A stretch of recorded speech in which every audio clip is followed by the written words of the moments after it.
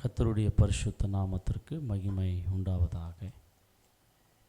இந்த காலை ஆராதனைக்கு கூடி வந்திருக்கிற உங்கள் அனைவரையும் இயேசு கிறிஸ்துவின் இனிதன நாமத்தினாலே உங்களை வாழ்த்துகிறேன். நீங்கள் காலையில் எழுந்து நீங்கள் ஆயத்தமாகி கர்த்தரைப்படியாக ஒவ்வொரு வாரமும் ஆராதித்து கொண்டிருக்கிற உங்கள் கர்த்தர் நிச்சயமாக உயர்த்தி ஆசீர்வதிப்பாராக. ஆமாம், சந்தோஷமாக இருக்கிறவர்கள் பக்கத்தில் கரங்களை பொழித்து கர்த்தர் நல்லவர், அவர் கிருபை என்றும் உள்ளது என்று சொல்லி கர்த்தருக்கு ஒரு நன்றியை நாம் தெரிவிப்போம். கர்த்தரை துதிப்பது, மனதாராய் கர்த்தரை துதிப்பது. கர்த்தருக்கு ஸ்தோத்திரம். நாம் ஆண்டுடைய வார்த்தைக்கு நேராக நாம் திரும்ப போகின்றோம். ஒரு வரி பாடலை பாடி கர்த்தருக்கு நன்றி செலுத்தி நாம் ஆண்டுடைய வார்த்தையை நாம் தியானிக்க போகின்றோம். அற்புத இயேசு ராஜனே, உத்தமமானலனே, நீரே என்னாருதல்லோ, நீரே என்னாருதல். அற்புத இயேசு ராஜனே, உத்தமமானலனே, நீரே என்னாருதல்.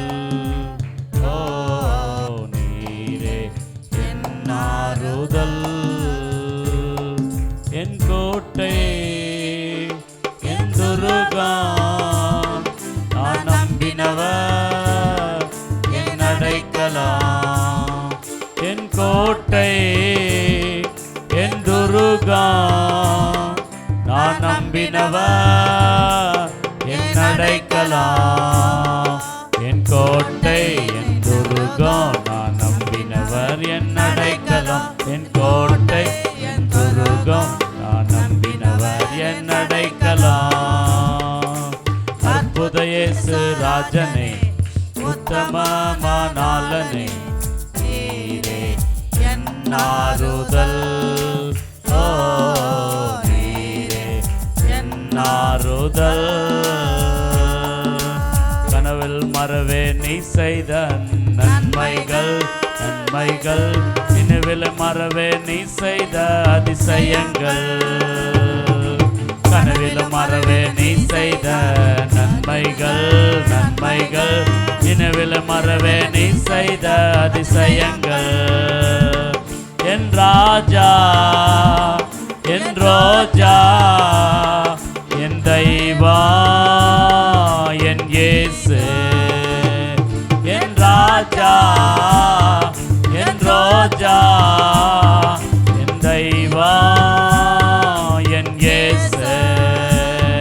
என் ராஜா, என் ரோஜா, என் தெய்வம், என் இயேசு. என் ராஜா, என் ரோஜா, என் தெய்வம், என் இயேசு. அற்புத இயேசு ராஜனே, உத்தமமானலனே, நீரே என்னாருதல். எல்லாரும் கரங்களை தட்டி பாடுவோமா? அற்புத இயேசு ராஜனே, உத்தமமானலனே, நீரே என்னாருதல். ஓ நீரே என்னாருதல். அல்லேலூயா. கனவிலே மறவே நீர் செய்த நன்மைகள், நினைவிலே மறவே நீ செய்த அதிசயங்கள். அல்லேலூயா. ஆண்டவர் கனவுல செஞ்ச நன்மைகளை கூட என்ன பண்ணக்கூடாதான்? மறக்கக்கூடாதான். ஆண்டவர் நம் வாழ்க்கையிலே இரவில் செஞ்சாலும் கனவில் செஞ்சாலும் நம்ம என்ன பண்ணக்கூடாது? மறக்கவே கூடாது. எத்தனை பேர் நம்புறீங்க ஆண்டவர் நன்மை செஞ்சிருக்கிறார் அப்படின்ட்டு? அவர் நன்மை செய்கிறவராய் சுட்டி திரிந்தார், இன்றைக்கும் நன்மை செய்து கொண்டே இருக்கிறார். அவருக்கு நன்றி சொல்லும்படி நாம் எல்லாரும் அவருடைய பாதத்திலே கடந்து வந்திருக்கிறோம். அதனால் ஆண்டவர் வார்த்தைக்கு நேராய் நம் கண்களை மூடி நாம் ஜெபிக்கலாம். கிருபை நிறைந்த நல்ல ஆண்டவரே, இந்த நல்ல பரிசுத்தமான உயிர்த்தெழுந்த ஆராதனைக்காக ஸ்தோத்திரம். இம்மட்டுமாய் பாடல் மூலமாய் துதி ஆராதனை மூலமாய் மகிமைப்பட்டீங்களே. இப்பொழுது உம்முடைய வசனத்தையும் உம்முடைய வார்த்தையையும் நாங்கள் கேட்டு நாங்கள் கற்றுக்கொள்ள நாங்கள் வந்திருக்கிறோம். எங்களுக்கு போதித்தருளும், எங்களை வார்த்தையில் நிரப்பும். இயேசுவின் நாமத்தில் ஜெபிக்கிறோம் நல்ல பிதாவே, ஆமென். ஹல்லேலூயா. கர்த்தருடைய பரிசுத்த நாமம் மகிமைப்படுவதாக. இப்படியாக உங்கள் எல்லாரையும் பார்ப்பதற்கு கர்த்தர் கொடுத்த சுகம், ஜீவன், பலனுக்காய் நான் கர்த்தரை ஸ்தோத்திரிக்கிறேன். கடந்த வாரம் முழுவதும் அவருடைய ஊழிய பாதையிலே அநேக இடங்களிலே அநேக மக்களுக்கு ஆண்டவருடைய இரட்சிப்பின் சுவிசேஷத்தையும் பிரசங்கிக்க கர்த்தர் கிருபை கொடுத்தார். அநேகர்களை உருவாக்கும்படி, அநேகர்களை ட்ரெயின் பண்ணும்படியாக கர்த்தர் கொடுத்த நல்ல ஸ்லாக்கியத்திற்காய் நான் கர்த்தரை ஸ்தோத்திரிக்கிறேன். இப்பொழுதும் கூட ஆண்டவருடைய திருவசனத்தை போதிக்கும்படியாக ஆண்டவர் பண்ணின பெரிய ஸ்லாக்கியத்திற்காக நான் கர்த்தரையை ஸ்தோத்திரிக்கிறேன். அவருக்கே துதி, கன, மகிமை, புகழ், மாட்சிமை எல்லாம் உண்டாவதாக. நாம் தொடர் செய்தியாக நாம் வாசிக்கலாம். எபேசியர் 6ஆம் அதிகாரத்திலே நாம் 16ஆம் வசனத்திலே 17ஆம் வசனத்தின் அடிப்படையை நாம் வாசிக்க போகின்றோம். 17 word of 17 வாசிக்கலாம். ரட்சண்யம் என்னும் தலைச்சீராவையும் தேவ வசனமாகிய ஆவியின் பட்டயத்தையும் எடுத்துக்கொள்ளுங்கள்.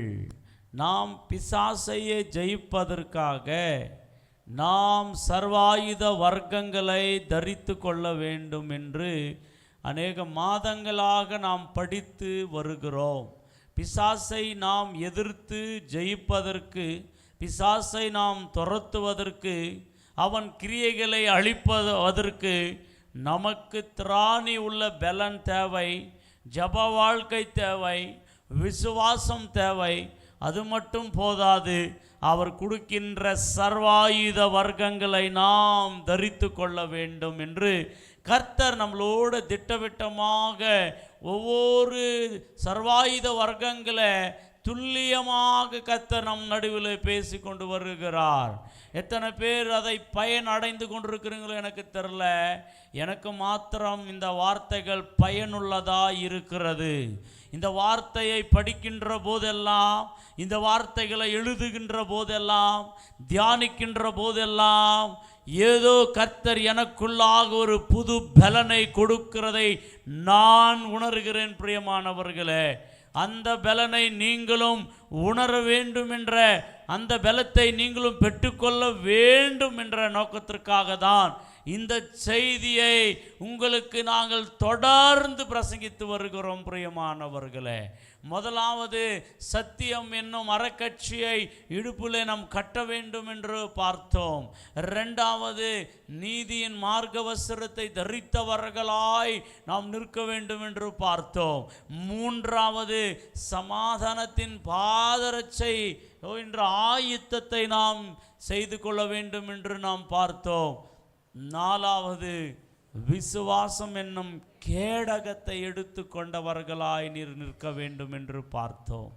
இன்றைக்கு ஐந்தாவது ரட்சிப்பின் தலை சீரா என்றதை பார்க்கலாம். ஹல்லேலூயா சொல்லுங்க. எது ரட்சிப்பின் தலை சீரா? ஹல்லேலூயா. ஆமாம், அந்த ரட்சிப்பின் தலை சீரா இந்த ரெண்டு வேர்டு நம்ம பார்க்கின்றோம் அந்த வசனத்தில்.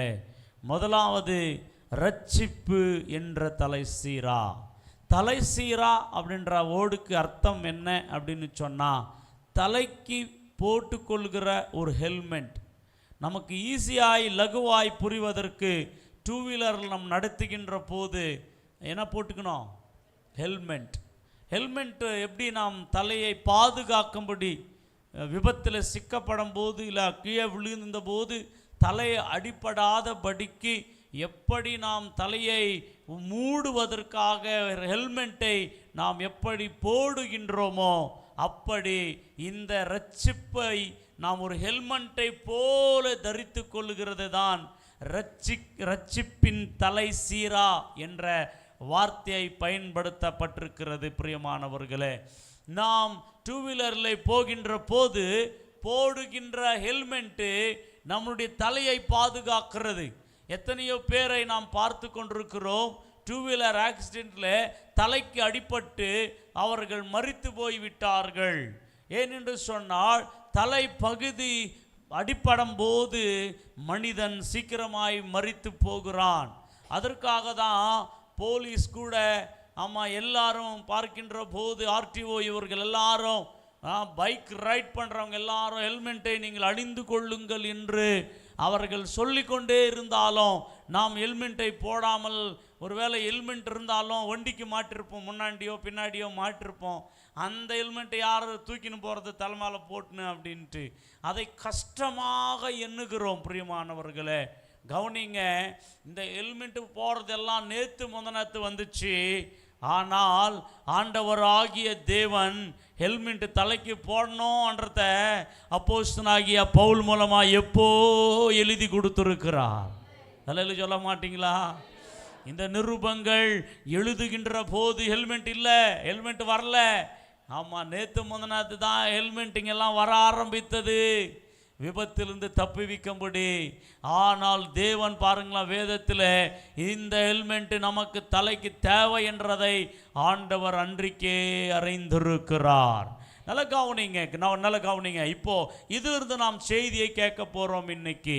அந்த ஹெல்மெட் டூ வீலரில் போகின்ற போது போடுகிற ஹெல்மெட்டு இந்த தலையை பாதுகாக்கிறது போல இந்த ரட்சிப்பு என்ற ஹெல்மெட்டு உன் தலையில் இருக்கும்போது உன் மூளையை பாதுகாக்கும், உன் சிந்தனையை பாதுகாக்கும், உன் எண்ணங்களை பாதுகாக்கும், உன்னுடைய வார்த்தைகளை பாதுகாக்கும், உன்னுடைய எல்லாத்தையும் பாதுகாக்கக்கூடியது தான் ரட்சிப்பு என்ற தலை சீரா. இன்னைக்கு இந்த ரட்சிப்பு என்ற தலை சீராவை யாரெல்லாம் போட்டுனுக்கிறாங்க, யாருடைய தலையில் ஹெல்மெட் இருக்குது, யார் தலையில் இல்லை அப்படின்னு இன்னைக்கு பார்க்க போகிறோம். ஹல்லேலூயா சொல்ல மாட்டீங்களா? முதலாவது அதை தலைக்கு போட்டுக்கணும் அப்படின்னு பார்த்தோம். அதை எப்படி போட்டுக்கணும் அப்படின்றத பார்க்க போகிறோம். அதுக்கு முன்னாடி அந்த ரட்சிப்பு என்றால் என்ன அப்படின்றது நம்ம பார்க்க போகிறோம். நம்ம தலைக்கு போட்டுக்கிற ஹெல்மெட்டே ரட்சிப்பு தான். சொல்லுங்கள், பக்கத்தில் பார்த்து என்னது? தலைக்கு போடுகிற ஹெல்மெட்டே ரட்சிப்பு. சொல்லிட்டீங்களா? பக்கத்தில் என்னது தான்? தலைக்கு போடுகிற ஹெல்மெட் பேர் நிறைய ஹெல்மெட் இருக்கும், டூ வீலர் ஹெல்மெட்டுங்க. ஆனால் இந்த ஹெல்மெட் ரட்சிப்பு. சொல்லுங்கள், என்னது? ரட்சிப்பு. இப்போ உங்களுக்கு கேள்வி என்ன தெரியுமா? இப்போ ரட்சிப்பை எப்படி போட்டுக்கணும்? ரட்சிப்பை இப்போ அந்த ஹெல்மெட்னா தூக்கி போட்டுக்கலாம் தலைக்கு. இப்போ ரட்சிப்பை எப்படி போட்டுக்கிறது? ஹல்லேலூயா. இது ஆவிக்குரிய காரியம் அல்லவா?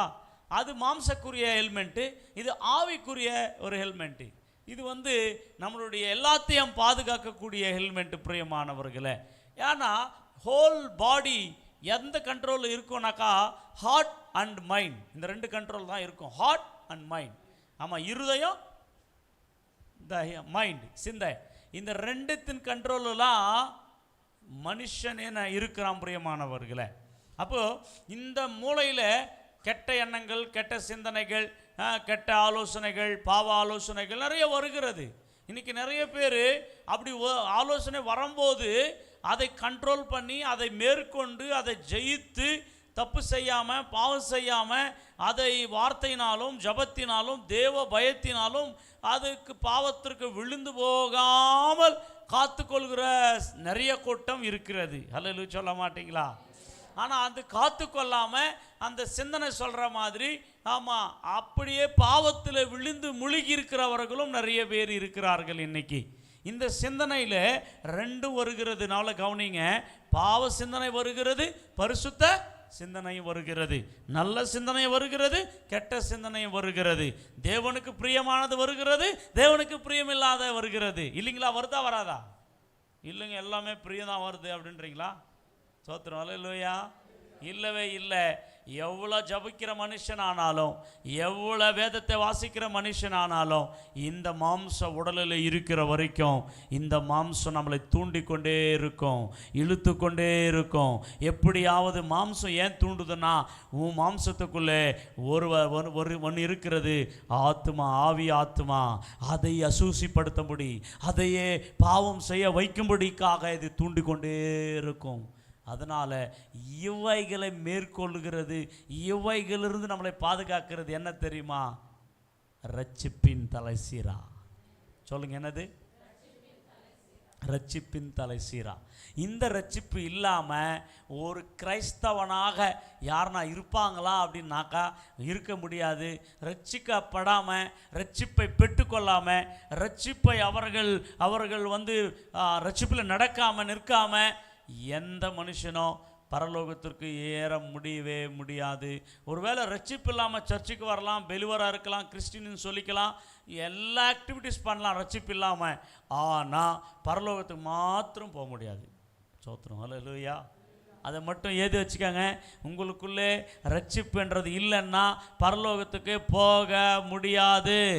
நீ சபையில் பெரியவனாயிரு, கொடுக்குறவனாயிரு, சபையில் ஒரு பெரிய தூணாய் நீ நின்றாலும், ஊழியக்காரர்களோடு இருந்தாலும், உனக்கு பர்சனலாக ரட்சிப்பு இல்லைன்னா, சால்வேஷன் இல்லைன்னா உன் வாழ்க்கை பரலோகத்துக்கு போக முடியாது. ஹல்லேலூயா. சரி, இப்போ நாம் ரட்சிப்பை பற்றி விவரமாக நம்ம பார்க்க போகிறோம். முதலாவது, ரட்சிப்பென்றால் என்ன? First point. ஹல்லேலூயா. ரட்சிப்பென்றால் என்ன என்று நாம் பார்க்க போகின்றோம். ரெண்டாவது, இந்த ரட்சிப்பை யார் கொடுக்க முடியும்? யார் கொடுக்க முடியும் இந்த ரட்சிப்பை என்று பார்க்க போகின்றோம். மூன்றாவது, இந்த ரட்சிப்பை நாம் எப்படி பெற்றுக்கொள்ள முடியும் என்று பார்க்க போகின்றோம். ஹல்லேலூயா. முதலாவது, ரட்சிப்பென்றால் என்ன? ரெண்டாவது, ரட்சிப்பை யார் கொடுப்பார்கள்? மூன்றாவது, இந்த ரட்சிப்பை நாம் எப்படி பெற்றுக்கொள்ள முடியும்? இந்த ரட்சிப்பை பெற்றுக்கொள்ளாவிட்டால் நம்மளுக்கு என்ன நடக்கும் இன்று நாம் வேதத்தின் அடிப்படையிலே நாம் பார்க்க போகின்றோம். ஹல்லேலூயா. சொல்லுங்க, ரட்சிப்பென்றால் என்ன? முதலாவது, அப்ரிவேஷன், டிஃபினிஷன் என்ன? அப்ரிவேஷன் என்னது? ரட்சிப்பென்றால் சால்வேஷன். ரட்சிப்பென்ற வேர்டுக்கு அந்த நிறைவேற்றணும் அப்படின்னு சொல்லுவாங்க தெலுங்குல, இல்லைங்களா? அதை நீங்கள் சொல்லுங்கள். What is a salvation? என்னது ரட்சிப்பென்றால் என்ன? ஒன்னே ஒன்று ஈஸியாக லகுவாக சொல்லலாம், வேதத்துக்கு போகாமலே. ரட்சிப்பு என்று சொன்னால் விபத்தில் இருக்கிறவனை ரட்சிக்கிறது, காப்பாற்றுறது தான் ரட்சிப்பு. ஹல்லேலூயா சொல்லுங்கம்மா. ஒருவன் விபத்தில் சிக்கிக்கொண்டிருக்கிறான், இல்லாவிட்டால் ஒன்றில் போய் விழுந்து விட்டான், அவன் விபத்துக்குள்ளாய் போய் கொண்டிருக்கிறான், அவனை ஓடி போய் இன்னொருத்தர் என்ன பண்ணுறது? காப்பாற்றுறது. அப்படி காப்பாற்றுறத தான் என்ன சொல்ல முடியும்னாக்கா ரட்சிப்பு. ஹல்லேலூயா சொல்ல மாட்டீங்களா? எத்தனை பேருக்கு புரியுது இந்த ரட்சிப்பை பற்றி? ஹல்லேலூயா. புரிஞ்சிச்சா? இப்போ விபத்தில் சிக்கப்பட்டு இனி அழிவுக்கு நேராக போகிறவனை இன்னொருவன் போய் அவனுடைய அழிவிலிருந்து அவனை மீட்டு கொள்வது தான் ரட்சிப்பு. அப்போது மனுக்குலத்தை நாம் எடுத்துக்கொள்கின்ற போது மனுக்குலம் முழுவதுமே, மனுக்குலம் என்று சொன்னால் இந்த மேன்கைண்ட், பூமியில் இருக்கிற மனிதர்களாக பிறந்து கொண்டிருக்கிற, பிறக்க போகிற எல்லாம் மேன்கைண்ட், ஹியூமன் பீயிங்ஸ் எல்லாருமே ஒரு விபத்துக்குள்ளே போய் கொண்டிருக்கிறார்கள். ஒரு அழிவுக்குள்ளாக அவங்களுடைய வாழ்க்கை நடத்தப்படுகின்றது. என்ன விபத்து, என்ன அழிவு நாம் பார்க்கலாமா பிரியமானவர்களே? என்ன விபத்தில் மனுக்குலம் சிக்கியிருக்கிறது, என்ன பார்க்கும்போது அழிவுக்குள்ளே போய் கொண்டிருக்கிறது என்று நாம் பார்க்கின்ற போது, நம்பர் 1, பாவம் என்ற விபத்தில் மனுக்குலம் சிக்கப்பட்டது. சொல்லுங்க, என்னது? பாவம் என்ன ஆபத்தில் மனுக்குலம் சிக்கப்பட்டது. இந்த பாவத்திலிருந்து அது எனக்கு கொண்டு போகணும், அந்த பாவம் அழிவுக்கு கொண்டு போகிறது மனுஷனை. மனுக்குலத்திற்குள்ளே பாவம் வந்து அவர்களை ரட்சிக்கவில்லை, பாவம் வந்து அவர்களுக்கு நன்மை செய்யவில்லை, பாவம் வந்து கர்த்தருக்குள்ளிருந்து, கடவுளுக்குள்ளிருந்து, பரலோகத்திலிருந்து, எல்லாத்திலிருந்து நம்மளை பிரித்து விட்டது, நம்மளை அழிவுக்கு நேராக நடத்தி விட்டது பாவம். பாவத்தின் சம்பளம், ஹல்லேலூயா. நீங்கள் வேலை செஞ்ச சம்பளம் துட்டு, மணி. ஆமென், ஹல்லேலூயா. ஆனால் பாவம் செஞ்ச சம்பளம், ஆமாங்க, ரோமர் 6ஆம் அதிகாரத்தில் நீங்கள் வாசிக்கின்ற போது பாவத்தின் சம்பளம் மரணம் என்று சொல்லப்பட்டிருக்கிறது. அப்போ நல்லா கவனிங்க, ரோமர் வாசிங்களா அந்த வசனத்தை. 6ஆம் அதிகாரம் 23ஆம் வசனம். சம்பளம் மரணம், பாவத்தின் சம்பளம் மரணம், தேவனுடைய கிருபை வரமோ, தேவனுடைய கிருபை வரமோ, நம்மளுடைய கர்த்தராகிய இயேசு கிறிஸ்துவினால் உண்டான உண்டான நித்திய ஜீவன். நித்திய ஜீவன். ஹல்லேலூயா. எல்லாரும் சத்தமா சொல்லுங்க. அப்போ மனுக்குலம் எல்லாரும் என்ன ஆபத்தில் இருக்கிறது? பாவம் என்ற ஆபத்து. அந்த பாவம் என்ற ஆபத்தில் சிக்கப்படுகின்ற போது அவர்கள் எங்கே போகிறார்கள்? அழிவுக்கு நேராக அது கொண்டு போகிறது. அப்போ பாவம் அழிவை கொண்டு வருகிறது. அந்த அழிவினாலே அவர்கள் குடும்பங்கள் அழிந்து போய் நரகத்திற்கு போகிறார்கள். அப்போ இதிலிருந்து மனுக்குலம் மீட்கப்படுகிறது, மீட்கப்பட வேண்டிய அவசியம் இருக்கிறது. அப்படி மீட்கப்பட்டால் அந்த பாவத்திலிருந்தும் அழிவிலிருந்தோம் அப்படி மீட்கப்படுறது தான் ரட்சிப்பு. சொல்லுங்க ஹல்லேலூயா. அப்படி எதிலிருந்து மீட்கப்படணும்? பக்கத்தில் பார்த்து சொல்லுங்க. பாவத்திலிருந்தும் அழிவிலிருந்தும் மீட்கப்பட வேண்டும் மனுக்குலம். அப்படி மீட்கப்படுகிறது தான் ரட்சிப்பு. ஹல்லேலூயா சொல்லுங்க. இப்போ உங்களை பார்த்து ஒரு கேள்வி கேட்குறேன். எத்தனை பேர் ரட்சிக்கப்பட்டிருக்கிறீர்கள்? கை தூக்கி காமிங்க பார்க்கலாம். உங்கள் ரட்சிப்பு உங்களுக்கு, ஆமாம், அது நம்புறீங்களா உங்கள் ரட்சிப்பை? ஹல்லேலூயா. பிரதர்ஸ் யாருமே எடுக்கல பாருங்களா. உங்கள் ரட்சிப்பை அப்படியே தூக்கி கை காமிங்களா. பரலோக தேவன் பார்க்கட்டுமே உங்கள் ரட்சிப்பை. ஹல்லேலூயா சொல்ல மாட்டிங்களா? நிறைய பேருக்கு சந்தேகம் ஆயிடுச்சு. இப்போ ரட்சிப்பு நான் பெற்றிருக்கிறேனா அப்படின்னு கேட்டுக்கிறீங்க. வசனத்தில் நம்ம போக போகிறோம், அப்போ உங்களுக்கு தெரிய போகிறது. ஹல்லேலூயா சொல்லுங்க.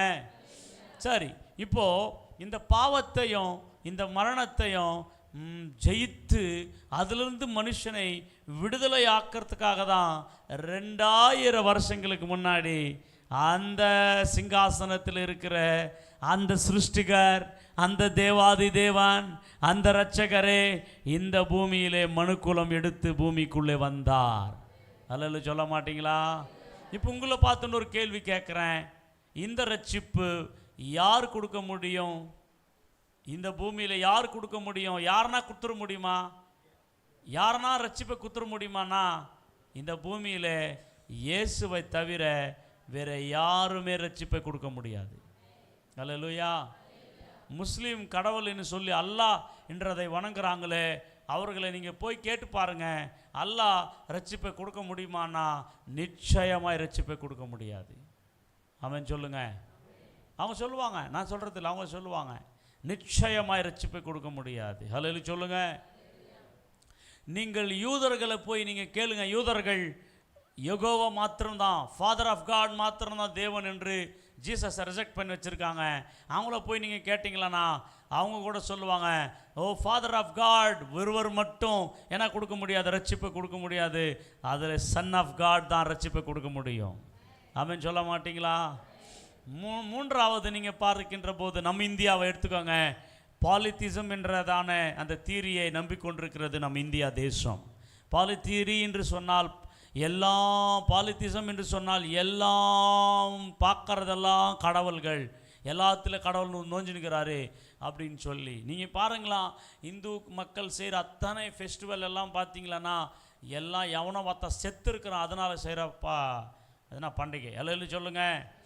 ஆமாம், பிறந்திருக்கிறதுக்காக இல்லை, எல்லாம் செத்து இருக்கிறதுக்காக செய்கிறது தான். அதில் நீங்கள் கவனிக்கின்ற போது 33 கோடி அல்ல, உலக எத்தனை கோடி சேர்ந்து வந்தாலும் இந்த ரட்சிப்பை அவர்களால் கொடுக்க முடியுமான்னு நீங்கள் கேட்டு பாருங்களாம்.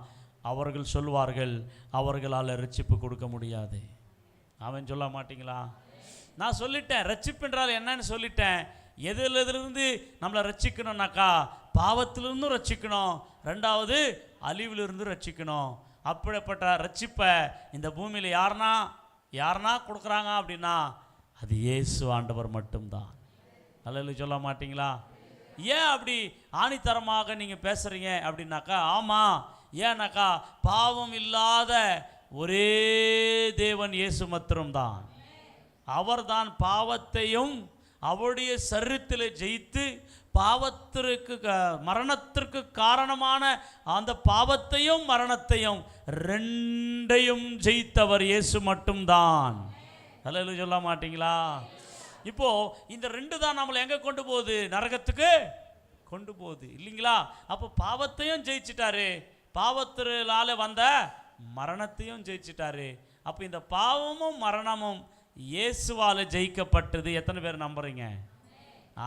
அப்படி ஜெயிச்ச ஆண்டவராகிய இயேசு மாத்திரம்தான் ரட்சிப்பை கொடுக்க முடியும். ஹல்லேலூயா சொல்ல மாட்டீங்களா? சரி, ஒரு சில வசனங்களை உங்களுக்கு நான் காமிக்கிறேன், நாம் வேகமாய் கடந்து போகலாம். மத்தேயு 1:21 இதெல்லாம் ரொம்ப இம்பார்ட்டன்ட் செய்தி. ஆமாம், இதெல்லாம் தியாலஜிக்கல் காலேஜில் போதிக்கிறது போல உங்களுக்கு நான் போதித்து கொண்டிருக்கிறேன். கவனித்து எழுதி கொள்ளுங்கள். இந்த வார்த்தை தான் நமக்கு ஆதாரம். நான் ஆணிதரமாய் பேசுவதற்கு எனக்கு ஃபுல் அண்ட் எவிடன்ஸ் இந்த ஸ்கிரிப்சரல் வேர்ட்ஸ் தான். பிரியமானவர்கள், எடுத்துக்கொண்டு வாசிங்கள். மத்தேயு 1:21. அவள் ஒரு குமாரனை பெறுவாள். அவருக்கு இயேசு என்று பெயரிடுவாயாக. ஏனெனில் அவர் தமது ஜனங்களின் பாவங்களை நீக்கி அவர்களை ரட்சிப்பார் என்றார். ஹல்லேலூயா சொல்ல மாட்டீங்களா? இப்போ நல்ல கவனிங்க. ரட்சிப்பு என்றால் என்ன? அந்த மதத்திலிருந்து இந்த மதத்துக்கு நான் மாறிட்டேன்றது அல்ல, நான் சர்ச்சுக்கு போறேன்றது அல்ல. ரட்சிப்பு என்றால் பாவத்திலிருந்து வெளியே வருவது. சொல்லுங்க, எதிலிருந்து? பாவத்திலிருந்து வெளியே வருவது. அது யார் தான் பண்றதுக்காக வந்தாரா? அவர் ஒரு குமாரனை பெறுவாள். அவருக்கு இயேசு என்று பெயரிடுவாயாக. அவர் தமது ஜனங்களின் பாவங்களை நீக்கி. சொல்லுங்க, என்னது? அல்லேலூயா சொல்ல மாட்டீங்களோ? இப்படி எந்த புத்தகத்திலனா உலகத்திலே அப்படியே உளுந்து உளுந்து கும்பிடுறாங்களே, அவங்களுக்கு சொல்லுங்க, ரட்சித்தார், ரட்சிக்கும்படி வந்தார். எந்த புத்தகத்துல காமிச்சு சொல்லுங்க. ஒருவனாலும் காமிக்க முடியாது, நிரூபிக்கவும் முடியாது. ஒருவனாலும் அவன் இவனை கொன்னா, இவன் அவனை கொன்னா, அவன் இவனை கொன்னா, இதுதான் காமிக்க முடியும். ஆனால் ரட்சிக்க வந்த ஒரே ஒரு தெய்வம், அவர்தான் இயேசு. அவன் சொல்ல மாட்டீங்களோ? வேற சபைனா அப்படியே கைத்தட்டி ஆர்ப்பரித்து குதிச்சிருப்பார்கள். நீங்க நடனா கையை கட்டி இருக்கிறீங்க. உலகத்திலே யாருமே செய்யக்கூடாதவைகளை செய்கிறவர் நம் ஆண்டவராகிய இயேசு. எவ்வளவு பெருமையா தெம்பா பேசணும். ஆமா பிரியமானவர்களே, இந்த ரட்சிப்பை கொடுக்கிறதுக்கு ஒருவருக்கு மட்டும் தகுதி, வேற யாராலும் கொடுக்க முடியாது. நீ எத்தனை கோடி ஜனங்களுக்கு முன்னாடி சொல்ல சொன்னாலும் இதுதான் சொல்லுவேன். அல்லேலூயா சொல்ல மாட்டீங்களா? ஆமா, எங்க சொன்னாலும் பயப்படாம தயங்காம சொல்லுவேன். ரட்சிக்கப்படணும்னாக்கா இயேசு தவிர யாரும் கிடையாது. ஆமென். அப்படி உன்னால சொல்ல முடியணும். அப்பதான் நீ உண்மையான கிறிஸ்டியன், உண்மையான தேவ பிள்ளை. பயந்தங்கோலியா பயப்படக்கூடாது. உலகத்தில் இருக்கிறவங்களெல்லாம் கடவுள் இல்லைன்னு சொல்லிட்டா நம்மளை எதனா பண்ணிடுமான்னு கிடையாது. ஒன்றும் பண்ணாது, ஒன்றும் பண்ணாது. நமக்குள்ளே ஜீவனுள்ள தேவன் இருக்கிறார். அவர் ஜீவாதிபதி, அவர் தான் சிருஷ்டிகர். அவர் இல்லாமல் ஒன்றுமே கிடையாது. ஆமென் சொல்லுங்க. ஆமாம், இன்னும் நிறைய எவிடன்ஸ் காமிக்கலாம். ஒரு வசனம் இல்லை, நிறைய வார்த்தைகள் நமக்கு எழுதப்பட்டிருக்கிறது. எழுதப்பட்டு அது நிறைவேற்றப்பட்டிருக்கிறது. ப்ரூஃப் பண்ணியிருக்கிறார். வெறும் ரெக்கார்டில் எழுதிட்டு அப்படியே போல, ஒரு கதை மாதிரி எழுதிட்டு போல, எல்லாம் எழுதப்பட்ட அத்தனையும் துல்லியமாக ஆண்டவராகிய இயேசு நிறைவேற்றிருக்கிறார். ஹல்லேலூயா. இரண்டாவது வார்த்தையை நாம் படிக்கலாம். யோவான் எழுதின சுவிசேஷம் 3ஆம் அதிகாரம் 17ஆம் வசனம். யோவான் 3ஆம் அதிகாரம் 17ஆம் வசனம். உலகத்தை ஆக்கினைக்குள்ளாக தீர்க்கும்படி தேவன் தம்முடைய குமாரனை உலகத்தில் அனுப்பாமல் அவராலே உலகம் ரட்சிக்கப்படுவதற்காகவே அவரை அனுப்பினார். அல்லேலூயா. உலகம் எப்படி போட்டிருக்கு? ஹலோ பிரதர்ஸ், எது சொல்லுங்க. உலகம். இந்தியா இல்லை, அமெரிக்கா இல்லை, ஆஸ்திரேலியா இல்லை, உலகம். போச்சுடா ஒரே வார்த்தையில. ஹல்லேலூயா. என்னது? உலகம். அவராலே ரட்சிக்கப்படணும், அவராலே ரட்சிக்கப்படணும். அதுல ஆன்சர் கொடுத்துட்டார் ஆண்டவர். அப்படி ரட்சிக்கப்படலைன்னா அவனுக்கு ஆக்கினி தீர்ப்பு இருக்கிறது. ஆனா இயேசு வந்தது ஆக்கினிக்கு தீர்ப்புக்கு கொண்டு போறதுக்கு இல்லை, ஆக்கினி தீர்ப்பிலிருந்து ரட்சிக்கிறதுக்கு. அப்படி இயேசு கிறிஸ்துவானவர் வந்து 2025 வருஷம் ஆகுது. இன்னைக்கும் அந்த ரட்சிப்பை பெற்றுக்காம கொடுக்கிற வேலை அவர் வேலை, அதை வாங்கிக்கிற வேலை மனுஷ வேலை. அதை வாங்கிக்காம அவரை எதிர்ச்சுங்கிறான். அன்னைக்கும் அவரை தூசிச்சு பேசினுக்கிறான். வேதத்துக்கு விரோதமா, பாஸ்டர்களுக்கு விரோதமா, சர்ச்சுக்கு விரோதமா அடிக்கிறதும் நொறுக்கிறதும். அம்மா, அவன் அழிவை அவனே தேடிக்கொண்டு ஓடிக்கொண்டிருக்கிறான். புரிஞ்சுக்கங்க. எவ்வளவு தாக்கம் ஏற்படுத்தினாரோ அவ்வளோ அவனை அழிவுக்குள்ளே கர்த்தர் கொண்டு போக போகிறார். இந்த நாட்களில் ஏன் ஆண்டவர் அவங்கள எல்லாம் டச் பண்ணலன்னா, அவங்கள டச் பண்ணா ஒத்த கூட நிற்க மாட்டான். இந்தியாவை ஆண்டவர் டச் பண்ணா இந்தியா காலி ஆயிடும். அவ்வளோ சர்வ வல்லமுள்ள பவர்ஃபுல் காட். ஆனால் அவர் அன்பாகவே இதுவரைக்கும் இருக்கிறார். அப்படி ஆண்டவர் தன்னுடைய வல்லமையை காட்டினாரன்னா இந்தியா இருக்காது, உலகமே இருக்காது, முழுங்கிடும். ஆண்டவர் அப்படி முழுக பண்ணிட்டாரன்னா எல்லாமே ரட்சிக்கப்படாதவெல்லாம் நரகத்துக்கு போயிடுவான். அதுக்காக தான் ஆண்டவர் அன்புள்ளவராய் இருக்கிறார். திட்டுறவனவே, அடிக்கிறவனவே, கொல்லறனவே, வேதத்தை தூஷிக்கிறவனவே, இயேசுவை இஷ்டமாக பேசுகிறவனவே ஆண்டவர் இன்னும் அன்பாவே பார்த்துனுக்கிறாரு, இன்னும் சிரிச்சுனுக்கிறாரு. தெரியாமல் பேசுகிறான், தெரிஞ்சுக்கணுமா நாளைக்குன்னு சொல்லி ஆண்டவர் விட்டு வச்சிருக்கிறார். ஆண்டவர் எதுக்கு விட்டு வச்சிருக்கிறாருன்னா அவர் ரட்சிக்கப்படணும். ஆண்டவருடைய ஒரே ஒரு நோக்கம், திட்டுறவன், கேலி செய்கிறவன், பரியாசம் பண்ணுறவன், அவன் முட்டாள தெரியாமல் பேசி உக்காந்துக்கிறான். அவன் கண்டிப்பாக ரட்சிக்கப்படணும், ரட்சிக்கப்படணும், ரட்சிக்கப்படணும். அவன் உயிர் நாடி போகிற வரைக்கும் சான்ஸ் கொடுத்துனுக்கிறார் ஆண்டவர். அது வரைக்கும் அவன் ரட்சிக்கப்படலன்னா அவனுக்கு நரகம் தான் கெதி, பரலோகம் கெதி கிடையாது. அல்ல சொல்லுங்க, பரலோகம் போக முடியாது. அதுக்காக தான் கவனிங்க, குமாரன் ஆகிய இயேசு அவர் இந்த பூமியிலே மனுக்குலம் எடுத்து வந்தது ஒரே நோக்கம், ஆக்கினி தீர்ப்பு செய்யறதுக்கு அல்ல, அவர்களை ரட்சிக்கும்படி. சொல்லுங்க, யாரை ரட்சிக்கும்படி? உலகத்தை. சொல்லுங்க, உலகம் என்றால் எல்லாம் கண்ட்ரிஸ், உலகம் என்றால் எல்லா மனுஷர்கள். இந்தோ, முஸ்லிமோ, கிறிஸ்டியனோ, இன்னும் இதெல்லாம் மதம், மனுஷனாலே வைக்கப்பட்ட மதம். இந்த மதத்தை அல்ல ஆண்டவர் எங்குமே மதத்தை கோட் பண்ணவில்லை. வேதத்திலே மனிதர்களை ஆண்டவர் ரட்சிக்க வேண்டும் என்று இந்த பூமியிலே வந்து சிலுவையிலே மரித்து ரத்தம் சிந்தி அவர் அடக்கம் பண்ணப்பட்டு 3ஆம் நாள் உயிரோடு எழுந்தார். எழுந்தவர் இன்னைக்கும் உயிரோடு இருக்கிறார். உயிரோடு இருக்கிறவர் வரப்போகிறார். ஹல்லேலூயா சொல்ல மாட்டீங்களோ? ஆமென், ஹல்லேலூயா. அப்போ புரிஞ்சிச்சிங்களா? ரட்சிப்புன்றால் என்ன உங்களுக்கு நான் டெஃபினிஷன் கொடுத்தேன். ரெண்டாவது, இந்த ரட்சிப்பை யார் தான் கொடுக்க முடியும்னா இயேசு மட்டும் தான் தர முடியும். ஹல்லேலூயா.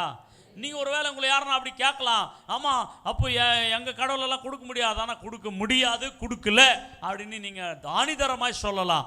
ஏன் அப்படின்னாக்கா, ஏன் அப்படின்னு சொல்லலாம். நீங்கள் அவங்களுக்கு கேட்டாங்களான்னா, பாவத்தை வென்றவர் இயேசு தானே. யாருன்னா வென்றிருக்காங்களா? இருக்கிறவங்கெல்லாம் பாருங்களா, அத்தனை போனாட்டி, இத்தனை போனாட்டி, அந்த இத்தனை பேரை வச்சுருந்தோம், அத்தனை பேரை வச்சுருந்தோம், அப்படி செத்தான், இவங்க தான் தவிர பரிசுத்த கடவுள் ஒருவரையும் காமிக்க சொல்லுங்க, யாருமே காமிக்க முடியாது. ஹல்லேலூயா சொல்லுங்க, ஹல்லேலூயா.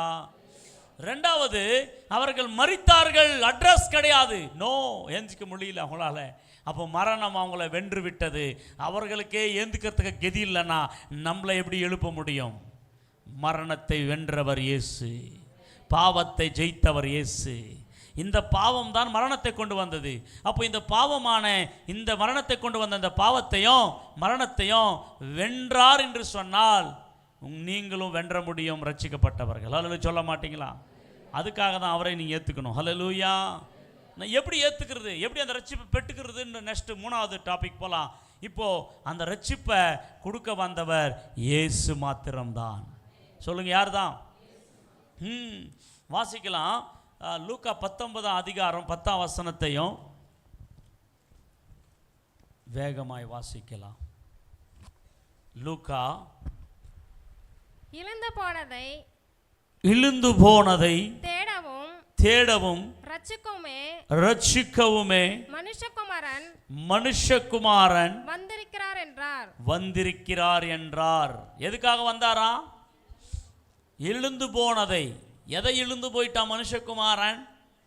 மனுக்குலத்தை இழுந்து போய்விட்டான். மனுக்குலம் விழுந்து போய்விட்டது. எதிலே? பாவத்திலே. ஹல்லேலூயா. மனுக்குலம் எதிலே விழுந்து போய்விட்டது? பாவத்திலே விழுந்து போய்விட்டது. பாவத்திலே விழுந்து போய்விட்டது. அந்த பாவத்தின் சம்பளம் மரணத்திலே போய்விட்டது. அந்த மரணத்துக்கு அப்புறம் நித்திய நரகத்திற்குள்ளே போய் விடுகிறது. அதுதான் மனுக்குலம் முழுவதும் அழிவுக்கு நேராய் இருக்கிறது. அந்த மனுக்குலத்தை ஜீவனுக்கு நேராய் திருப்பும்படி தான் இயேசு இந்த பூமியிலே வந்தார். நரகத்திலிருந்து அவர்களை பரலோகத்திற்கு வழிகாட்டும்படி வந்தார். அவர்களை பரலோகத்துக்கு போனா அவர்கள் ரட்சிக்கப்பட வேண்டும். என்ன படணும்? ரட்சிக்கப்படணும். ஹல்லேலூயா. அப்போ இங்கே பார்க்கின்றோம். தெலுங்குல நீங்கள் பார்த்தீங்களா, நசிஞ்சின தானினி அப்படின்னு போட்டிருக்கும் பாருங்களா. அழிவானதை அழிஞ்சு போன மணிக்குலத்தை ஆண்டவர் தேடி ரட்சிக்கும்படி வந்தார். வேஸ்ட்லெஸ், யூஸ்லெஸ்.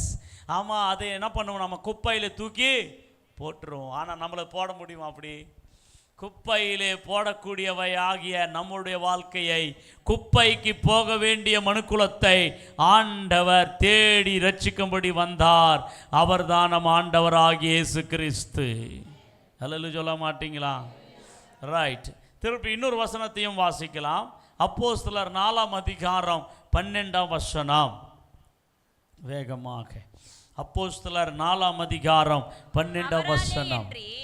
அவராலே என்று வேறொருவராலும் ரட்சிப்பு இல்லை. ஒரே வசனத்தில் முடிக்கிறார் பாருங்களா. அவராலே என்று வேற யாராலும் ரட்சிப்பு இல்லை. நாம் ரட்சிக்கப்படும்படிக்கு வானத்தின் கீழெங்கும், நல்லா கேளுங்க இந்த வசனத்தை, வானத்துல இருக்கிற கீழெங்கும் மனுஷர்களுக்குள்ளே அவருடைய நாமம் இல்லாமல், இயேசுவின் நாமம், அந்த நாமத்தை தான் சொல்றாங்க. அவருடைய நாமம் இல்லாமல் வேறொரு நாமம் கட்டளையிடப்படவும் இல்லை என்றார். ஹல்லேலூயா. வானத்துக்கு கீழே பூமியிலே இருக்கிற மனுக்குலத்திலே எத்தனை நாமங்கள் இருக்கிறது? நாமங்கள் என்றால் பெயர். பிரியமானவர்களே, நெத்திலே போட்டுக்கிறாங்களே அட்ட நாமம், நிலுவு நாமம், அந்த நாமம் இல்லை. ஆமாம் பிரியமானவர்களே, நாமம் என்றால் பெயர், நேம்ஸ். பிரியமானவர்களே, இந்த வானத்துக்கு கீழே பூமிக்கு மேலே எத்தனை கண்ட்ரிஸ் இருக்குதோ, எத்தனை கோடி மக்கள் இருக்கிறாங்களோ, அத்தனை கோடி மக்களுடைய நாமங்களாலே மணிக்குலம் ரட்சிக்கப்பட முடியாது. ஹல்லேலூயா. அப்போ எந்த நாமம்? இயேசுவின் நாமம். கைப்பிடிச்சு சொல்லுங்க பக்கத்தில், எந்த நாமம்? இயேசுவின் நாமம். ஹல்லேலூயா. அப்போ ரட்சிப்பை கொடுக்க வந்த நாமம் இயேசுவின் நாமம். இயேசு ரட்சகர் தான் ரட்சிப்பை கொடுக்க இந்த பூமியிலே வந்தார். ஆமென். ஹல்லேலூயா. இப்போ யாருக்கு ரட்சிப்பு வேணும் அப்படின்னு பார்க்கலாம். திருப்பி ரட்சிப்பை எப்படி பெற்றுக்கிறதுன்றது நம்ம பார்க்கலாம். ஹல்லேலூயா. இப்போ ரட்சிப்பு யாருக்கு வேணும் அப்படின்னு பார்த்தா, உலகத்தில் இருக்கிற எல்லாருக்கும் வேணும். சொல்லுங்க, எல்லாருக்கும். ரட்சிப்போ எல்லாருக்கும் வேணும். ஏன்னா ரட்சிக்கப்பட்டாதான் சொர்க்கத்துக்கு போக முடியும். ஹல்லேலூயா. ரட்சிக்கப்படலைன்னா சொர்க்கத்துக்கு போக முடியாது. ஏன்? பாவத்திலிருந்து மனம் திரும்பி ஆண்டவர் பிள்ளையா வாழ்றதான் ரட்சிக்கப்படுறது. இந்த பாவத்திலேயே நீ வாழ்ந்துட்டு பாவத்திலேயே செத்து போட்டனா நரகத்துக்கு போவோம். இங்கே அங்கே போவேன், நித்திய அழிவுக்கு தான் போவோம் நம்ம ஆத்மா. அந்த பாவத்திலிருந்து ரட்சிக்க தான் நம்ம இயேசுவை ஏற்றுனுங்கிறது. இயேசுகிட்ட வந்தோம், பைபிள் படித்தோம், வசனத்தை கேட்டோம், நீ பாவத்திலேயே முழுகி இருப்பீன்னா நிச்சயமா நீ பரலோகம் போக முடியாது. சோத்திரம். ஹல்லேலூயா. ஒன்று பாவத்தானா விடு, இல்லைன்னா பரலோகத்தானா விடு. நான் இதைய பண்ணினேன், எனக்கு பரலோகம் வேணும்னா நிச்சயமாக 100% கிடைக்காது. நீ சர்ச்சுக்கு வாரம் வாரம் வரலாம், பிரசங்கத்தை கேட்கலாம், கேட்டு இந்த காதில் விட்டு போட்டேன்னா நீ பாவ வாழ்க்கை உனக்குள்ளிருந்து வேறு பிரிக்கப்பட்டு பரிசுத்தப்படவில்லை என்று சொன்னால் நீ பரலோகம் போக முடியாது. அல்லேலூயா, ஆமென் சொல்லுங்க. அல்லேலூயா.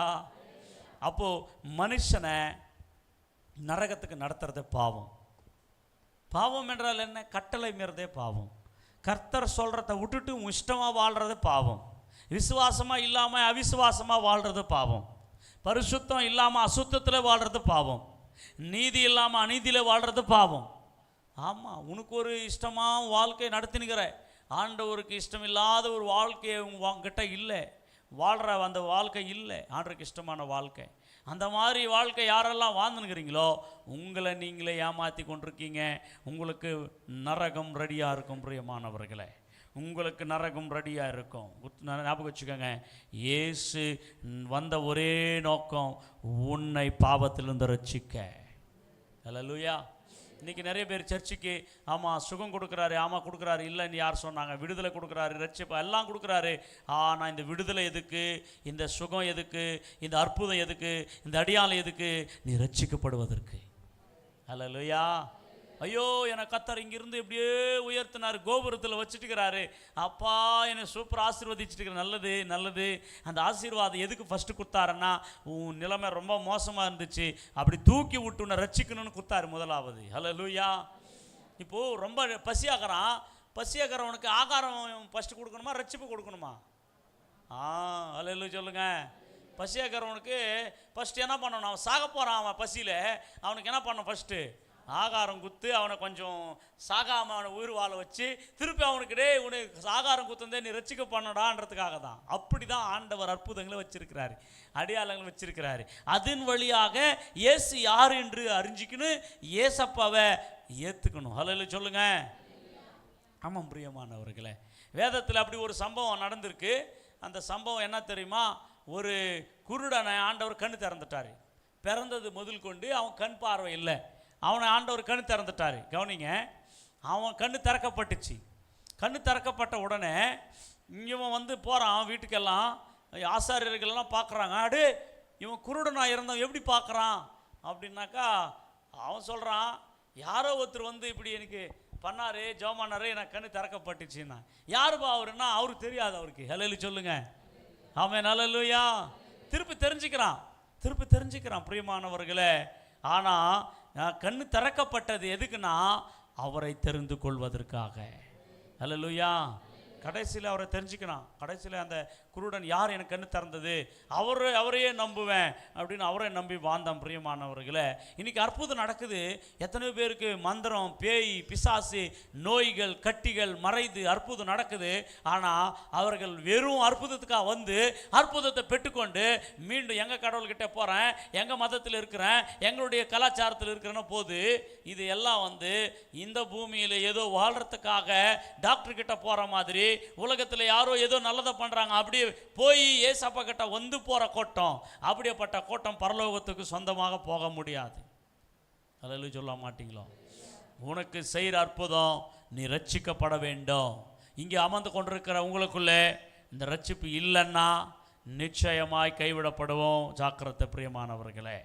யார் அம்மாவை அப்பாவை ஃபேமிலி யாரையும் ஏமாற்றிக்கல, உன்னையே ஏமாற்றி கொண்டிருக்கிறாய், உன்னையே ஏமாற்றி கொண்டிருக்கிறாய். ரட்சிக்கப்பட்டேன்று நினச்சிட்டு பாவத்தை விட முடியாமல் வாழ்ந்து கொண்டிருக்கிற அத்தனை பேரும் இன்னும் பாவத்தில் இருக்கிறீங்க. அப்படிப்பட்டவர்கள் ரட்சிக்கப்படவில்லை என்று அர்த்தம்.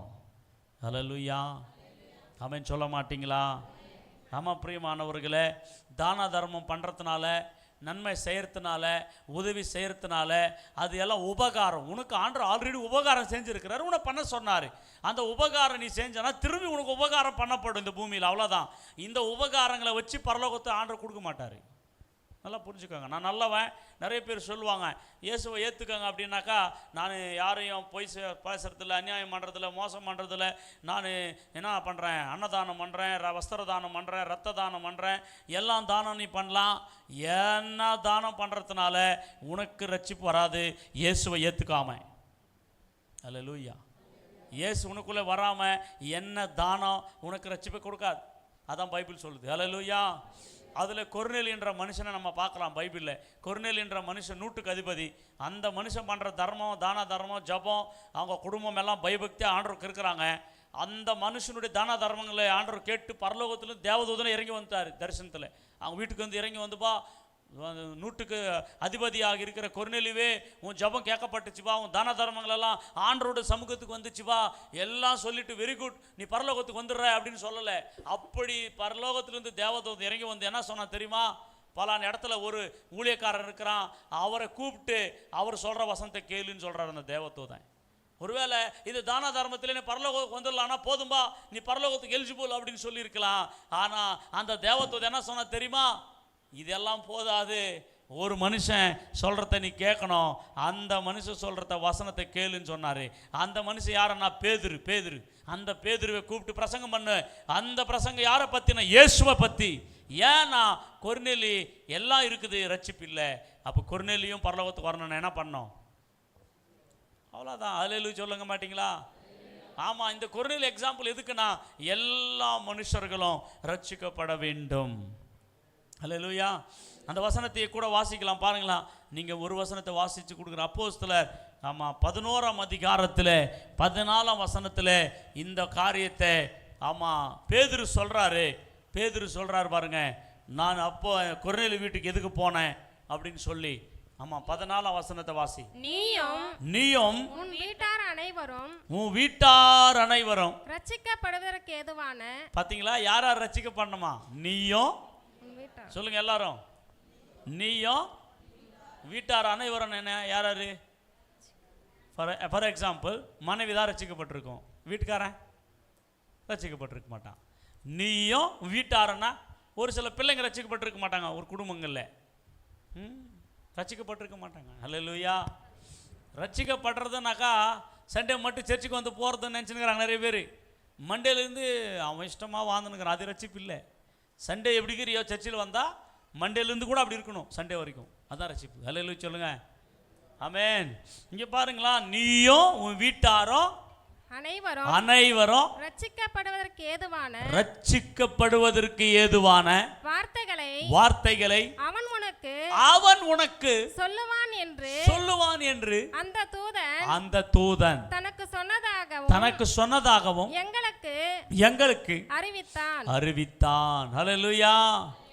இந்த விஷயத்தை யார் பேசுறாங்கன்னா இங்கே பேதுரு பேசினார். யாருக்கிட்ட? அப்போஸ்தலர்கிட்ட. இதுக்கு முன்னாடியே சுவிசேஷம் சொல்லிட்டு வந்துட்டாரு பேதுரு.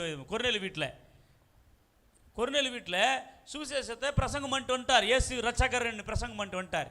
இப்போ அப்போஸ்தலர்கள் எல்லாம் கேட்குறாங்க, புறஜாதி கிட்ட எப்படி போற நீ? கொர்நேலி வீட்டுக்கு என்னத்துக்கு போன நீ? அங்கே போகக்கூடாது, நம்ம யூதர்களுக்கு மட்டும்தான தேவன், அங்கே ஏன் போன அப்படின்னு பேதுருவை அப்போஸ்தலர்கள் சபையில் இருக்கிறவங்க எல்லாம் கேட்குறாங்க. அப்போ சொல்லிக்கிறாரு, எக்ஸ்பிளனேஷன் பண்ணிக்கிறாரு. நான் சுயமா போல, தேவதூதனே இறங்கி கொர்நேலின்ற அந்த 100க்கு அதிபதியோடு பேசியிருக்கிறாரு. அதனால்தான் தேவன் சொன்னதனால் நான் போனேன். எந்த வசனத்தில் அவன் வீடு ரட்சிக்கப்படணுமோ அந்த வசனத்தையே பிரசங்கின்னு சொன்னது யார் தெரியுமா? தேவதூதன். அல்லேலூயா சொல்ல மாட்டீங்களா? அப்போ ரட்சிப்பு எவ்வளோ பெரிய அதிகாரம் இருக்கட்டும், எல்லாரும் இயேசுக்கிட்ட வந்தாதான் ரட்சிப்பு. ஏசப்பா கிட்ட வரலன்னா அவங்க ரட்சிக்கப்படலை. அப்போ ரட்சிக்கப்படலைன்னா அவர்களுக்கு என்ன இல்லை? நித்திய ஜீவன் இல்லை. அல்லேலூயா. இதை தான் நாங்கள் பிரசங்கம் பண்ணி கொண்டிருக்கிறோம். இதை தான் பிரசங்கம் பண்ண சொன்னார் இயேசு. இன்னைக்கு ஐயோ எங்கள் மதத்தெல்லாம் கம்மி பண்ணிக்கிறாங்களே அப்படின்னு இன்னைக்கு அடிதடி, இன்னைக்கு பயங்கரமாய் புரியாமல் பண்ணி நிற்கிறாங்க நம்மளுடைய சகோதரர்கள். அவர்களுக்கு புரிய வைக்கும்படி கர்த்தர் கண்களை திறக்கும்படியாய் நம்ம ஜெபிக்கணும். இந்தியா இயேசுவுக்கு சொந்தமாகும். இந்த ரட்சிப்பை ஒரு கொம்புனாலும் தடுக்க முடியாது. என்ன சட்டங்கள் வரலாம், ராஜ்யங்கள் மாறலாம், ராஜாக்கள் மாறலாம், என்ன கண்டிஷன்கள் வரலாம், ஜெயிலில் போடலாம், குத்து அடி நெருக்கம் எல்லாமே பண்ணலாம். ஆனால் இயேசு கிறிஸ்துவின் ரட்சிப்பின் சுவிசேஷத்தை ஒருவனும் ஒரு காலமும் நிற்க முடியாது. அவன் சொல்லுங்க, பூமி எங்கும் என்னுடைய சுவிசேஷம் பிரசங்கிக்கப்படும் என்று கர்த்தர் சொல்லியிருக்கிறார். அது நடந்தே தீரும். அல்லேலூயா. நான் சொல்லலை, பைபிள் சொல்லுது. மத்தேயு 24 அதிகாரத்தில் நீங்கள் பாருங்களா, மத்தேயு 24 அதிகாரத்தில் ராஜ்யத்தின் சுவிசேஷம் எங்கும் பிரசங்கிக்கப்படும் என்று சொல்லப்பட்டிருக்கிறது. மத்தேயு சுவிசேஷம் 24 அதிகாரம் எடுத்தவர்கள் நீங்கள் 14 வசனத்தை பாருங்கள். 14. ராஜ்யத்தினுடைய இந்த சுவிசேஷம், நல்லா பாருங்க, இந்த சுவிசேஷம் பூலோகம் எங்கும் உள்ள, ஆமாங்க, அண்டர்லைன் பண்ணிக்கங்க, பூலோகம் எங்கும் உள்ள சகல ஜாதிகளுக்கும், ஆமாங்க, எல்லா சகல ஜாதி, பூமியில் எத்தனை ஜாதி இருக்குதோ சகல ஜாதிகளுக்கும் சாட்சியாக பிரசங்கிக்கப்படும். அப்போது முடிவு வரும். அப்போதான் முடிவே வரும் உலகத்துக்கு. முடிவு எப்போ வரும்னா, உலகம் முழுவதும் என்னதான் சொல்லி ஆகணும், ராஜ்யத்தின் சுவிசேஷம் பிரசங்கிக்கப்பட வேண்டும். அல்லேலூயா. இதை நிறுத்த முடியுமா? யாரால நிறுத்த முடியாது. கடந்த வாரத்தில் காங்கோ என்ற தேசத்தில் உங்களுக்கு தெரியுமோ தெரியாதோ ஒரு சர்ச்சு எல்லாமே இந்த IS தீவிரவாதிகள் டெஸ்ட்ராய் பண்ணிட்டாங்க. 38 பேர் செத்து போயிட்டாங்க கிறிஸ்டியன்ஸு. ஆமேன். இன்னொரு நைஜீரியா கண்ட்ரியில் இன்னைக்கு எவ்வளோ மரணங்கள் தெரியுமா? எத்தனை பேரை கொண்டிருக்கிறார்கள் இந்த டெரரிஸ்ட், இந்த முஸ்லீம்ஸ் எழும்பி. ஆமாம், கிறிஸ்தவர்களுக்கு விரோதமாக பயங்கரமாய் நைஜீரியாவிலே மரணங்கள் நடந்து கொண்டிருக்கிறது. ஆனால் நல்லா கவனிங்க, கிறிஸ்துவுக்காக மரிக்கிற அத்தனை ஆத்துமா பரலோகம் போயிடும். ஆனால் கிறிஸ்துவர்களை கொல்றான் பாருங்க, அவன் எங்கே போகிறான்? Don't worry. மரணம் கிறிஸ்தவர்களுக்கு வந்துச்சுன்னாக்கா, கிறிஸ்துவுக்காக மரிச்சாங்கன்னாக்கா அவங்க பரலோகம் போயிடுவாங்க. அல்லேலூயா சொல்ல மாட்டீங்களோ? அல்லேலூயா. அவங்க நினச்சிருக்கிறாங்க டெஸ்ட்ராய் பண்ணிடலான்னு. முடியாது. எத்தனையோ கொம்பன்கள் வந்தார்கள். ஆமாம், ஹிட்லர் எத்தனையோ லட்சக்கணக்கான யூதர்களை ஒரே முறை கொன்று போட்டு விட்டான். ஆமென். அலெக்சாண்டர் எழும்பி அநேக பயங்கரமான ஜனங்களை அழிக்கும்படி எழும்பினான். தேசங்களை ஜெயிக்க வேண்டும் என்று பார்த்தான். ஆனால் எத்தனையோ மக்கள் எழும்பினார்கள். ராஜ்யத்தின் சுவிசேஷத்தை ஆண்டவர் பிரசங்கித்துக் கொள்வார். பயப்பட தேவையில்லை. ஹல்லேலூயா. நான் அதை நம்புவேன். வார்த்தையை நான் அதிகமாய் நேசிப்பேன். பைபிள் சொல்கிறத மட்டும் நம்பி இருப்பேன். உலகத்தில் என்ன நடக்குதோ I don't care, I don't bother about it, வரி. அதுக்கு நான் எதுக்குமே பயப்படுறது இல்லை. வேதத்தில் என்ன சொல்லுதோ அது நடந்து கொண்டிருக்கிறது, அதுதான் நடக்கும். எல்லாம் சொல்ல மாட்டீங்களா? அப்போ நீங்கள் பயப்பட தேவையில்லை. அந்த ரட்சிப்பின் சுவிசேஷம் எங்கும் பிரசங்கிக்கப்படும். அல்லேலூயா. அதுக்கு பிரசங்கிக்கப்பட்டு மனம் திரும்பலன்னா, ரட்சிக்கப்படலைன்னா அவனுக்கு நித்திய நரக அக்கினிக்குள்ளே போகிறான். ஆனால் ரட்சிக்கப்பட்டவனோ பரலோகத்திற்கு கடந்து போகிறான். ஹல்லேலூயா. அப்போ நல்ல கவனிங்க. இப்போ ரட்சிப்பு என்றால் என்ன பார்த்தோம். ரட்சிப்பு யார் கொடுப்பாங்கன்னு பார்த்தோம். மூணாவது, ரட்சிப்பு யார் பெறணும்னா எல்லாரும் ரட்சிக்கப்பட வேண்டும்.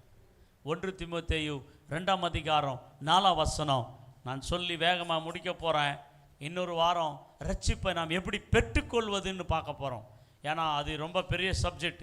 ரட்சிப்பை எப்படி பெற்றுக்கணும் அப்படின்ற சப்ஜெக்டை நம்ம பார்க்க போகிறோம் தொடர் செய்தியாக. வாசிங்க சீக்கிரம்.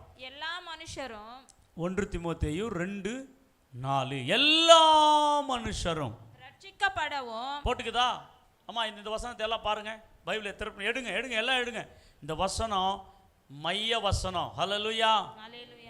எல்லாரும் என்ன பண்ணணுமா சொல்லுங்க பிரதர்?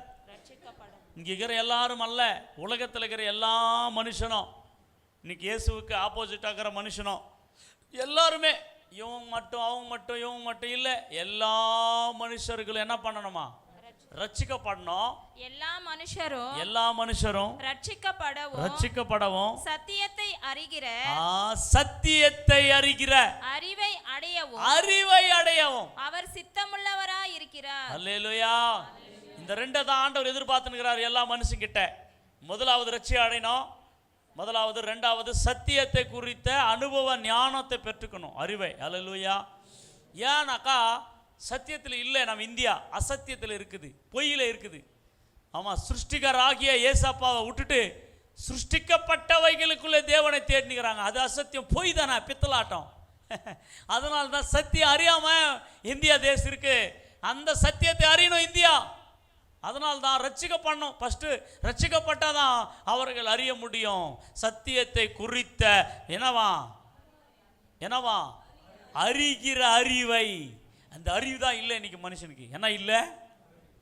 அறிவு இல்லை. அந்த அறிவை தான் இந்த சத்தியம், இந்த சுவிசேஷம், இந்த இயேசு கொடுக்க வந்தாரு. அப்போ எல்லாரும் அப்படின்ற வார்த்தையை ஆண்டவர் அங்கே பயன்படுத்தியிருக்கிறார். சொல்லுங்க, எல்லாரும் ரட்சிக்கப்படவும். அப்போ எல்லாருக்கும் என்ன வேணும்? எதுக்குன்னா எல்லாரும் பாவத்தில் பிறந்து தான் வாழ்ந்துனுங்கிறாங்க, பாவத்தில் தான் வாழ்ந்துனுங்கிறாங்க. எல்லாரும் பாவம் செய்து தேவ மகிமை இழந்து போயிட்டாங்க. அப்போ எல்லாருக்கும் பாவத்திலிருந்து ரட்சிப்பு வேணும்.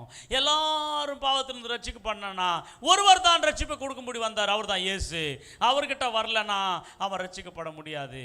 அவர்கிட்ட வராமல் நான் அந்த மலையாறினேன், இந்த மலையாறினேன், அந்த கோயிலுக்கு போனேன், இந்த கோயில், இந்த கோயிலுக்கு நான் உலகத்தை சுற்றிட்டு கூட வா, நீ ஏசப்பா கிட்ட வரலன்னா ரட்சிப்பு கிடையவே கிடையாது. நீ ரட்சிக்கப்படணும்னா யார்கிட்ட தான் வரணும்? அல்லேலூயா.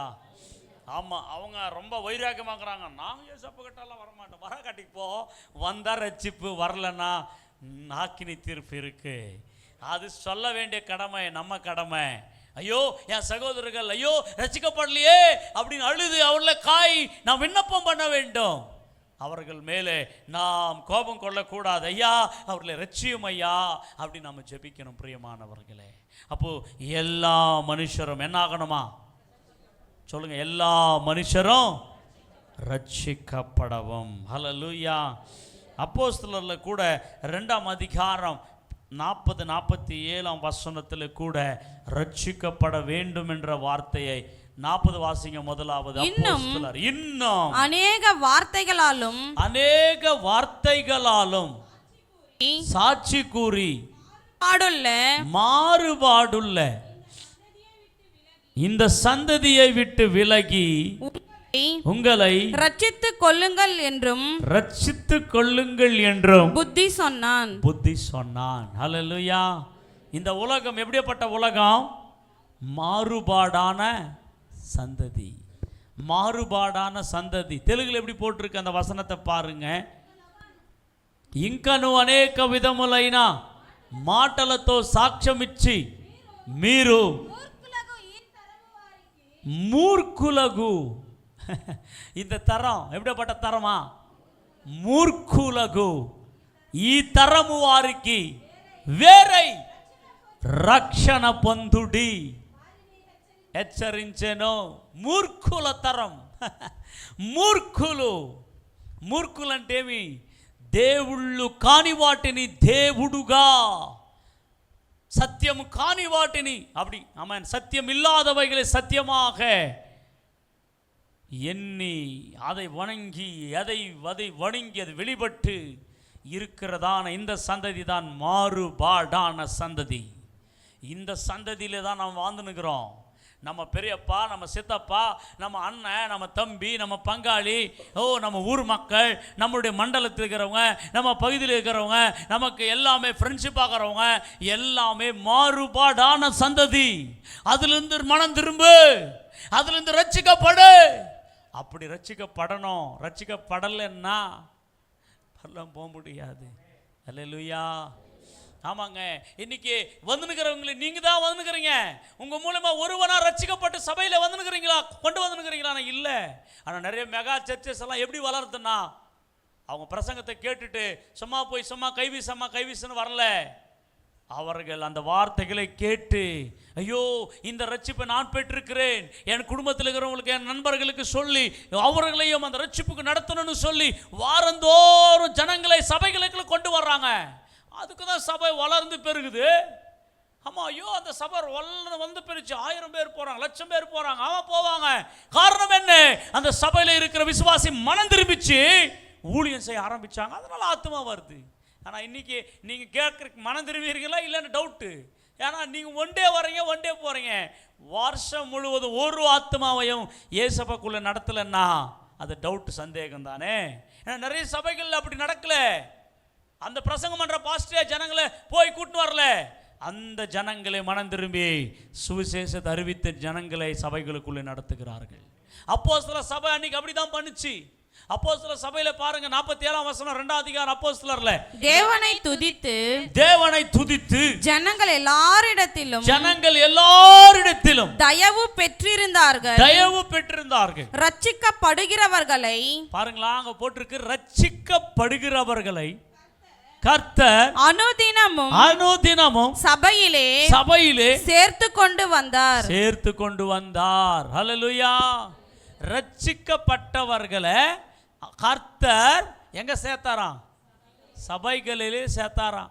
எதுக்கு ஆண்டவர் சபைகளிலே சேர்த்தாருன்னா, அந்த சபை எப்படி இருந்துச்சுங்களா அந்த 47 முதல் வசனத்துல முதலாவது எல்லா மனுஷர்கிட்ட அந்த சபைக்கு போறவங்க தயவு பெற்றிருந்தாங்க. ரெண்டாவது அம்மா அது ஃபுல்லா வாசியுமா துதித்து, முதலாவது தேவனை துதிச்சாங்க அந்த சபை. ரெண்டாவது ஜனங்கள் எல்லாராலும் தயவு பெற்றிருந்தாங்க அந்த சபைக்கு போறவங்க. ரட்சிக்கப்படுகிறவர்களை இந்த ரெண்டு காரியங்களை வச்சுதான் அநேகர்கள் ரட்சிக்கப்பட்டார்கள். அந்த ரட்சிக்கப்பட்டவர்களை கர்த்தர் சபையில சேர்த்தார்.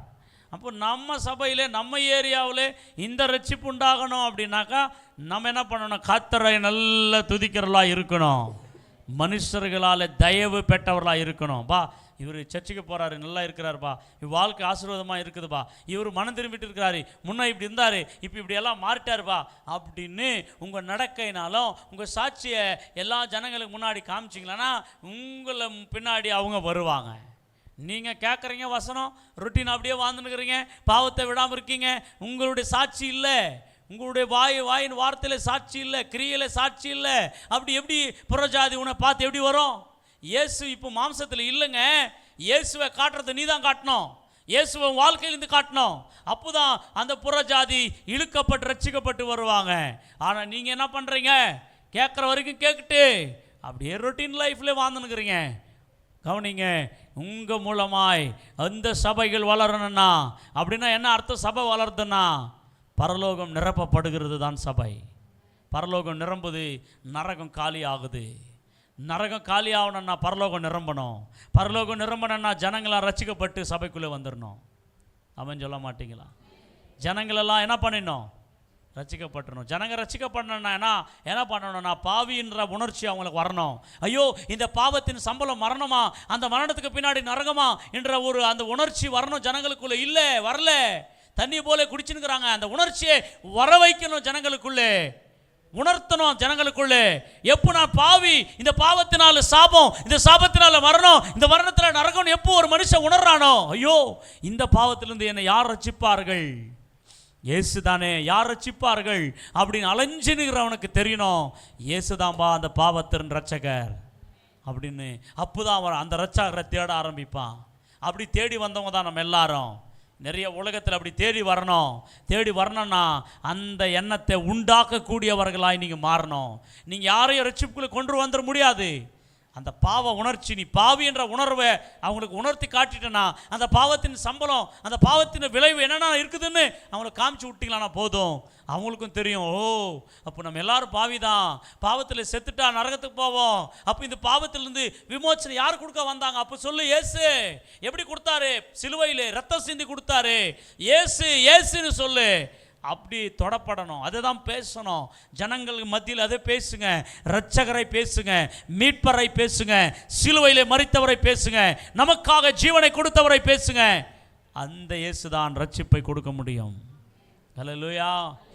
இந்த ரட்சிப்பு யாருடைய மூளையிலே நான் ரட்சிக்கப்பட்டிருக்கிறேன், இனி நான் பாவம் செய்யக்கூடாது, நான் ரட்சிக்கப்பட்டிருக்கிறேன், பாவத்திலிருந்து விடுதலை பெற்றேன் என்ற மைண்டு யாருடைய சிந்தனையில் இருக்குதோ அவங்களுக்கு தான் ரட்சிப்பின் தலை சீராக இருக்குது. ஆமென் சொல்ல மாட்டீங்களோ? புரிஞ்சுச்சா? இப்போ ரட்சிப்பின் தலை சீரா இன்னும் இந்த ரட்சிப்பை எப்படி பெற்றுக்கிறதுன்னு நான் பேசலை, சமயம் ஓடி போச்சு. அதனால் எல்லாரும் எழுந்து நிற்கலாம். தொடர் செய்தியை நம்ம பார்க்க போகின்றோம். பிரியமானவர்களே, தொடர் செய்தியாக நம்ம பார்க்கலாம். எல்லாரும் இருக்கிற நேரத்தை எல்லாம் எழுந்து நிற்கலாம். ஒரு ஜெபம் பண்ணிவிட்டு அப்படியே இந்த ஓலை இருக்கிறது. விவாக ஓலை அறிக்கை பண்ணி ஜெபம் பண்ண போகிறோம். எல்லாரும் கண்களை மூடுங்க ப்ளீஸ். Close your eyes. எல்லாரும் ஒருவேளை ரட்சிக்கப்பட்டிருக்கிற நீங்கள், ஏசப்பா நீர் கொடுத்த ரட்சிப்புக்காக ஸ்தோத்திரம். என் ரட்சிப்பு அநேக கேள்விக்குறியாய் போகக்கூடாது. என் ரட்சிப்பு ஆண்டவரே உலகத்தில் பாவத்தில் மீண்டும் இழுக்கப்பட்டு நான் சிந்தனையினாலோ எண்ணங்களாலோ கிரியைகளாலோ நான் விழுந்து போகாதபடி இயேசுக்குள்ளே நான் போல்டாக ஸ்ட்ராங்காக இருக்க என்னை ஒப்பு கொடுக்குறேன். அந்த ரட்சிப்பில் என்னை வளர பண்ணுங்க. அந்த ரட்சிப்பை நான் காத்துக்கொள்ள எனக்கு கிருபை கொடுங்க. அந்த ரட்சிப்பில் நான் பலனடைய எனக்கு உதவி செய்யுங்க ஆண்டவரே. எல்லாரும் கண்களை மூடினவர்களாக எல்லாரும் க்ளோஸ் யுவர் ஐஸ். ஆண்டவர் நோக்கி பார்த்து ஜெபிக்கலாமா? எல்லாரும் ஜெபிக்கலாமா? இயேசுவே இயேசுவே, எங்கள் இரட்சகரே, எங்கள் மீட்பரே, எங்கள் வைத்தியரே, ஓ எங்களை ரட்சிக்க வந்தீரே, எங்கள் ஸ்தானத்தை நீர் எடுத்துக்கொண்டீரே.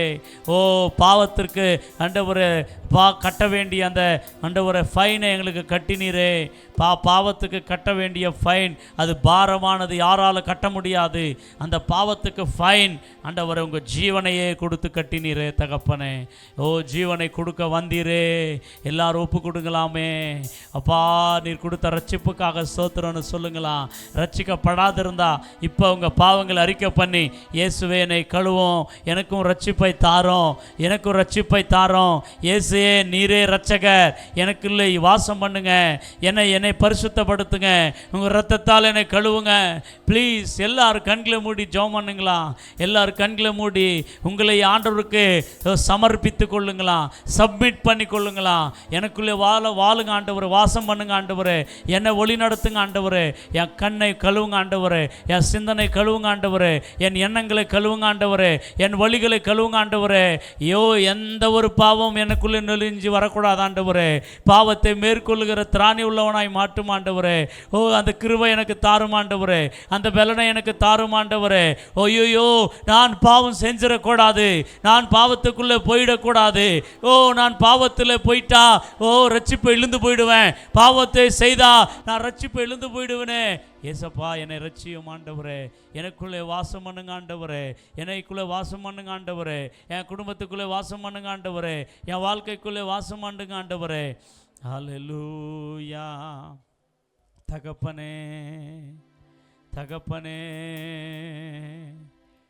என் மீது அன்பு கூர்ந்து பலியானி சிலுவையிலே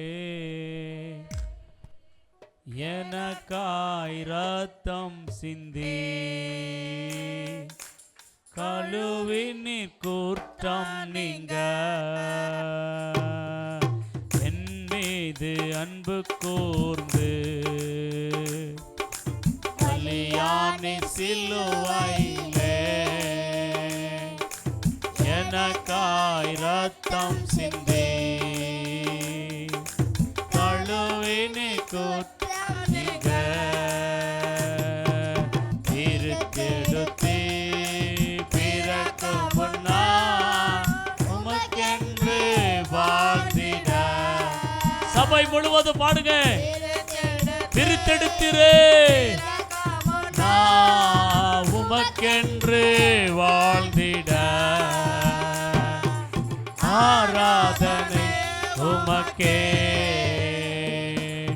அனுதினமும் உமக்கே, ஆராதனை உமக்கே, அனுதினமும் உமக்கே. என் மீது ஏசப்பா பலியானி சிலுவையிலே எனக்காய் ரத்தம் சிந்தி கழுவினி நீங்க, கழுவினி குற்றம் நீங்க. தகப்பனே எங்கள் மீது அன்பு கூர்ந்து இந்த பூமியிலே இறங்கி வந்து எங்களை ரட்சித்த வந்த தெய்வமே உமக்கு நன்றி. ரட்சிப்பின் தலை சீராய் இல்லாமல் ரட்சிக்கப்பட்டிருக்கிறேன் என்ற அந்த எண்ணம் இல்லாமல், அந்த ஞாபகம் இல்லாமல் எத்தனையோ பேர் வாழ்கிறதுனால திரும்பி திரும்பி விழுந்து விழுந்து போகிறார்கள்.